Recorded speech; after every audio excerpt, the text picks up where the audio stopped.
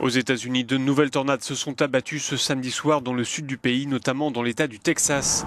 Des tornades qui ont fait au moins 8 morts dans la région de Dallas. Tous les témoins parlent de tempêtes très localisées, très brèves, mais très violentes, arrachant les toits, retournant les voitures. Les dégâts sont impressionnants.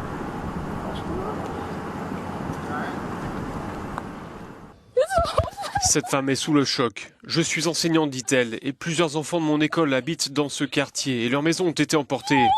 Nous, on a été épargnés. Moi, j'ai jamais vu ça. J'aurais jamais imaginé vivre ça un jour. C'est vraiment un cauchemar.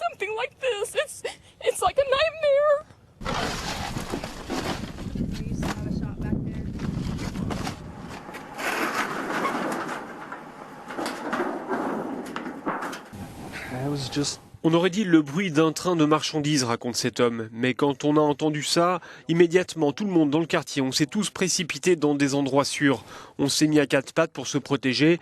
Ça a duré 15 secondes et après, c'était fini. 15 seconds later, it was over with. It was gone.